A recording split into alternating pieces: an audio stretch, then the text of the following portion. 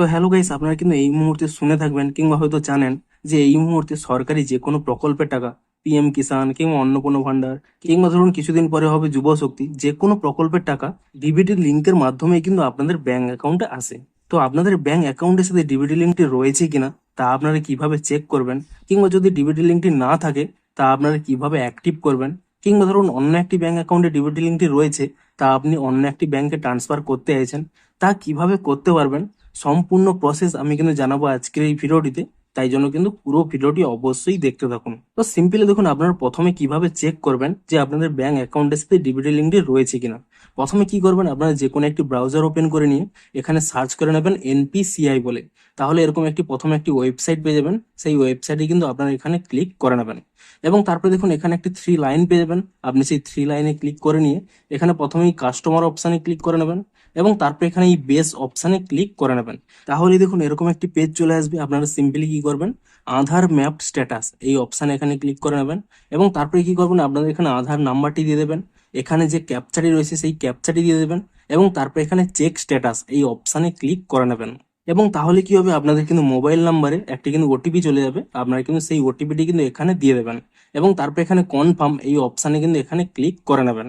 এবং তাহলেই দেখুন এখানে আপনারা চেক করতে পারবেন, এখানে দেখুন স্পষ্টই লেখা থাকবে, যদি আপনাদের এনাবেল থাকে তাহলে এখানে শো করবে এনাবেলড ফর ডিবিটি, আর যদি ডিসেবল থাকে তো এখানে নট এনাবেলড বলে শো করবে।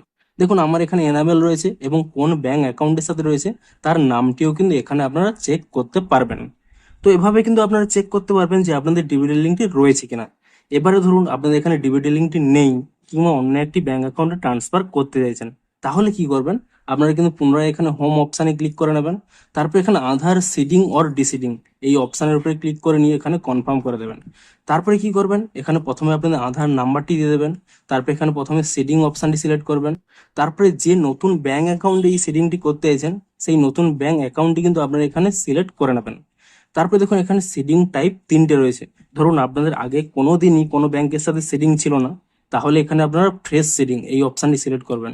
ধরুন আপনারা একই ব্যাংকের অন্য একটি অ্যাকাউন্টে ট্রান্সফার করতে চাইছেন, তাহলে এই অপশানটি সিলেক্ট করবেন।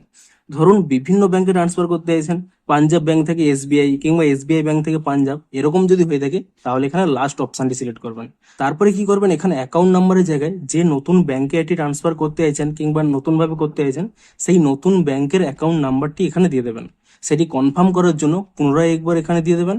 তারপর এখানে যে চেক বক্স রয়েছে এই চেক বক্সে ক্লিক করে নিয়ে নিচের দিকে স্ক্রল করে নেবেন, এখানে দেখুন একটি ক্যাপচা দেখতে পাবেন, সেই ক্যাপচাটি এখানে দিয়ে আপনারা কিন্তু এখানে সাবমিট করে নেবেন এবং তাহলে এরকম টার্ম এন্ড কন্ডিশন ওপেন হয়ে যাবে। আপনারা এখানে নিচের দিকে স্ক্রল করে নেবেন এবং তাহলে দেখুন এখানে একটি অপশান পেয়ে যাবেন অ্যাগ্রি অ্যান্ড কন্টিনিউ, আপনারা কিন্তু এখানে এই অপশানে ক্লিক করে নেবেন।